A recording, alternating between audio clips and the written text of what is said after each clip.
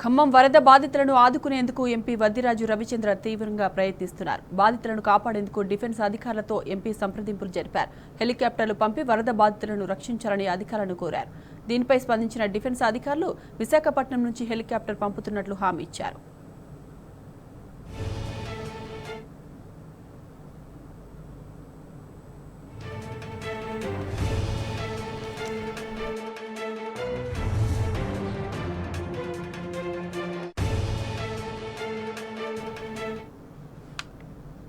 ఇక ఇదే అంశంపై మరింత సమాచారం మా ప్రతినిధి సాంబా అందిస్తారు. సాంబా, చెప్పండి.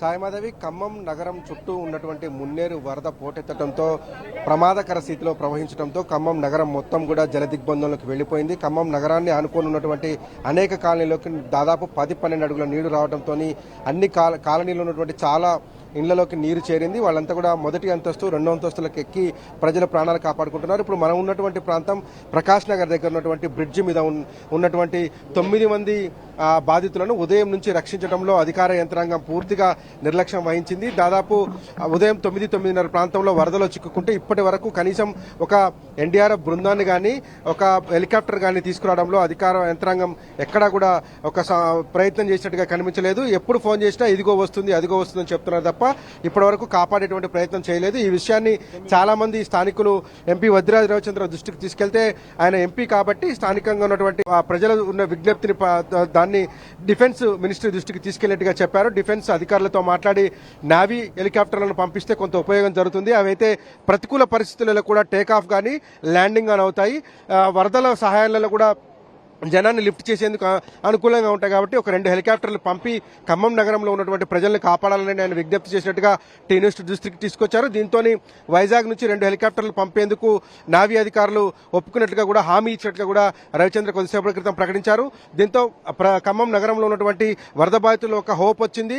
ప్రభుత్వం చేతులెత్తేసి మంత్రులు స్పందించినటువంటి పరిస్థితులలో ఆర్మీ అధికారులు రంగంలోకి దిగి హెలికాప్టర్లు పంపుతామని చెప్పినటువంటి నేపథ్యంలో కొంత ఒక ఊరట లభించిందని చెప్పుకోవచ్చు. 9 మంది ఇదే బ్రిడ్జి మీద ఉదయం నుంచి మంచినీళ్లు లేవు, కనీసం ఉండడానికి నిలబడడానికి ప్లేస్ లేదు.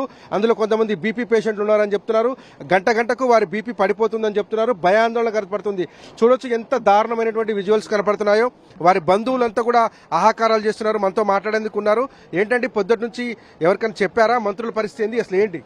సార్, పొద్దున 8 గంటలకు వాళ్ళు వెళ్ళిపోవడం ఇట్లా పోదామని వెళ్లే క్రమంలో వెహికల్ కూడా అక్కడ ఆగిపోయింది. వెహికల్ కొట్టుకొని అక్కడ ఆగిపోయింది. వెహికల్ నుంచి వెళ్ళిపోయిన తర్వాత వాళ్ళు అటువైపు బ్రిడ్జి మీదకి వెళ్లారు. బ్రిడ్జి మీదకి వెళ్లిన క్రమం నుంచి ఇప్పుడు వాటికి కూడా వాళ్ళని పొద్దున 8 కాంచి ఇప్పుడు వాటికి కూడా కాపాడిన నాదుడు లేరు. ఇక్కడ అధికార పార్టీ ఎంపీ, అధికార పార్టీ 3 మినిస్టర్లు అయ్యుండి కూడా కనీసానికి ఇంత వాటికి బొక్కలగడ్డ అయితేంది, ఇక్కడ అయితేంది 60-70 మంది చిల్లర ఇళ్ల మీద అయితేంది, ఫ్లైఓవర్ల మీద అయితే ఇరుక్కొని పోయి ఉన్నారు. కనీసం ఇంతవాటికి స్పందించలేదు ఎవరుగా కూడా. మినిస్టర్ గారు కానీ 3 మినిస్టర్లు ఉన్నారు మళ్ళీ ఖమ్మానికి. ఇంతవాటికి ఎవరు సహాయ సహకారాలు అందించలేదు. ఇంతవాటికి కూడా వాళ్ళకి మీరు చెప్పిన మాదిరిగా బీపీ, షుగర్లు అందరూ ఉన్నోళ్లే ఉన్నారు. చిన్న పిల్లగాళ్ళు కూడా అక్కడ ఉన్నారు.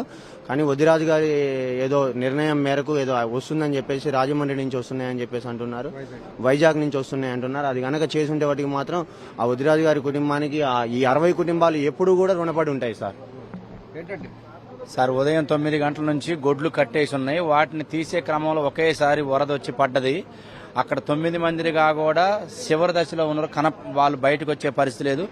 వస్తున్నారు అంటున్నారు, వాళ్ళు వస్తున్నారు వీళ్ళు వస్తున్నారు అంటారు, కానీ ఏ ఒక్కరు కూడా రావట్లేదు. అక్కడికి పోయే పరిస్థితి లేదు. 3 మంత్రులుగా కూడా చేతులు ఎత్తేసి ఏ ఒక్కరుగా కూడా ఇక్కడికి వచ్చి చూసి దీన్ని ప్రయత్నం చేసే మనిషి అయితే ఇంతవరకు రాలేదండి.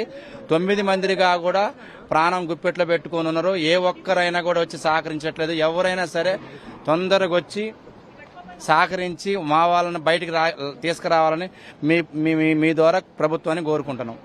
డిపార్ట్మెంట్ ప్రయత్నం అయితే అసలు ఏమి లేదండి. ఎంతవరకు కూడా మేమే ప్రైవేట్గా మాట్లాడుకొని ఒక డ్రోన్ తెప్పించుకొని దాని ద్వారానే మేము ఆహార పదార్థాలు మా వాళ్ళకి సప్లై చేయడం జరిగింది. సరే, ఏదో పొరపాటున వీళ్ళు చెప్పారు, వాళ్ళు రాలేదంటున్నారు. అది వదిలేసి ఇప్పుడైతే పోరాడాల్సిన అవసరం అయితే ఎంతైనా ఉంది కదా. మేమే ప్రైవేట్ వాళ్ళని రైతుల ద్వారా మాట్లాడుకొని 2 డ్రోన్లు తెప్పించుకొని ఆహారం కనుక పంపినాం. దానికి కూడా పైగా వాళ్ళు మా మీద గొడవ పెట్టుకుంటున్నారు. సరే, మా ప్రయత్నం మేము చేసుకుంటున్నాం, వాళ్ళు గొడవలు అయితే వాళ్ళు పెట్టుకుంటున్నారు తప్ప ప్రభుత్వం నుంచి, డిపార్ట్మెంట్ నుంచి ఇంతవరకు మనకు వచ్చింది ఏమీ లేదు. 2 ఆహార పొట్లాలు కూడా పంపించలేదు. అది కూడా మేమే కొనుక్కొచ్చుకున్నాం, మేమే పంపించుకున్నాం. పైగా వాళ్ళే మా మీద గొడవ పెట్టుకోవడానికి రెడీగా ఉన్నారనమాట. అది సరే ఏదో పొరపాటుకి వెళ్ళారు, మీరు చెప్తే ఏం లేదంటున్నారు, దానికి ఒప్పుకుంటాం. కానీ అట్లని మీరు వదిలేస్తారా? వదిలేయండి. మరి దానికి కూడా మేము ఏం చేయలేముగా. మీరు చెప్పిన ఏం లేదుగా, పోయారుగా, సావండి అంటే మేము వెళ్ళిపోతాం ఇంటికి. మీ కుటుంబం ఉన్న అంతే, ఏం లేదని వెళ్ళిపోతా అంటే చెప్పండి, దానికి కూడా రెడీ చేసేది ఏం లేదు.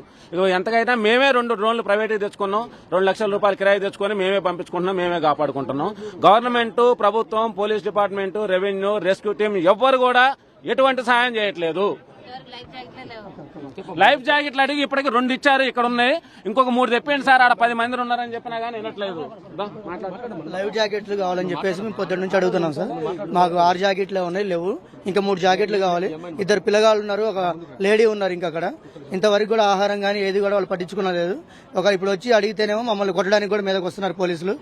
మాకు మీరే న్యాయం చేయాలి, గవర్నమెంట్ నుంచి మాత్రం మాకు సహాయం చేయాలని చెప్పి కోరుకున్నాం సీఎం గారిని. 5-6 అవర్స్ అవుతుందండి, ఇంతవరకు ఎలాంటి ప్రయత్నాలు కూడా ఏం చేయలేదు. లైఫ్ జాకెట్లు కూడా ఇంతవరకు తేడానికి కూడా ప్రయత్నాలు చేయట్లేదు. 3 మంత్రులు ఉండి కూడా ఏం చేస్తున్నారు? పోలీసు వాళ్ళు మా మీద తిరగబడుతున్నారు. మరి దేనికి పడుతున్నారు? కాపాడాల్సిన బాధ్యత వాళ్ళకి లేదా? వదిలేస్తే వదిలేయండి. మరే తమ వారు చిక్కుకొని నదిలో కొట్టుకుపోయేటువంటి పరిస్థితుల్లో ఉంటే ఇక్కడ నుండి వారి సహాయం కోసం ఎదురు చూస్తున్నటువంటి వారి మీదనే జులుం చేస్తున్నారని వాళ్ళు బాధపడుతున్నారు. కనీసం హెలికాప్టర్ రప్పించలేనటువంటి పరిస్థితుల్లో ఉన్నారు. ఎన్డీఆర్ఎఫ్ బృందాన్ని ఒకదాన్ని రంగంలోకి దింపి కనీసం వారిని తీసుకొచ్చేటువంటి ప్రయత్నం కూడా చేయనటువంటి ప్రభుత్వ పెద్దలు ఎందుకు అని చెప్పి కూడా చాలా మంది ఆందోళన వ్యక్తం చేస్తున్నారు, వాపోతున్నారు. మనం చూస్తే కనుక ఇంకొక అడుగు మేర లేదా అరడుగు మేర నీళ్లు కనుక వచ్చినట్లయితే కనుక ఆ బ్రిడ్జి మీద నుంచి వారంతా బయటికి వెళ్ళి వరదలో కొట్టుకుపోయేటువంటి ప్రమాదం ఉంటుంది. అంతకంతకు పెరుగుతున్నటువంటి వరద ప్రమాదాన్ని కొని తెచ్చేటువంటి పరిస్థితి కనపడుతున్నాయి తప్ప ఇది తగ్గేటువంటి ఆస్కారం లేదు. ఎగువ నుంచి ఇంకా వాటర్ లెవెల్స్ వస్తున్నటువంటి పరిస్థితి, వాటర్ ఉధృతి వస్తున్నటువంటి నేపథ్యంలో ఇంకా వాటర్ లెవెల్ పెరుగుతుందని చెప్తున్నారు. దాదాపుగా 300-400 మంది పైచిలకు ప్రజలు ఖమ్మం పరిసర ప్రాంతాల్లో మున్నేరుకు 2 వైపులా, అటు పాలేరు నియోజకవర్గం కావచ్చు, ఇటు ఖమ్మం నియోజకవర్గానికి సంబంధించినటువంటి 2 కాలనీలలో 100 మంది ప్రజలు ఇండ్ల మీదకి ఎక్కినటువంటి పరిస్థితి కనిపిస్తుంది. రాజీవ్ గృహకల్పాల దాదాపు 300-400 కుటుంబాలు తలదాచుకున్నాయి. చుట్టూ నీళ్లు చుట్టుముట్టినటువంటి పరిస్థితి కనిపిస్తుంది. తీర్థాల మొత్తము జల దిగ్బంధంలోనే ఉన్నది. అట్లాగే జలగం నగరు, దాని తర్వాత పెద్ద తండా ఏరియా మొత్తం కూడా నీటిలోనే ఉన్నటువంటి పరిస్థితి కనిపిస్తుంది. బొక్కలగడ్డ, ప్రకాష్ నగరు, 3 టౌన్ ఏరియాతో పాటు వెంకటేశ్వర కాలనీ తర్వాత చాలా ఏరియాలన్నీ కూడా నీటిలోనే చిక్కుకుపోయినటువంటి దుస్థితిలో ప్రజలున్నారు. కనీసం ప్రభుత్వం నుంచి సాయం అందకపోగా తమ వారిని రక్షించుకునేందుకు వారు చేస్తున్నటువంటి ప్రయత్నాలను కూడా తప్పుపడుతూ ఇక్కడి నుంచి వెళ్లిపోవాలని చెప్పడంతో వారంతా కూడా ఆందోళన చెందుతున్నారు. ఏ క్షణాన ఏం జరుగుతుందో అన్నటువంటి భయంతో వారంతా కూడా ఎదురు చూస్తున్నారు. Sai Madhavi. Right Samba, thank you.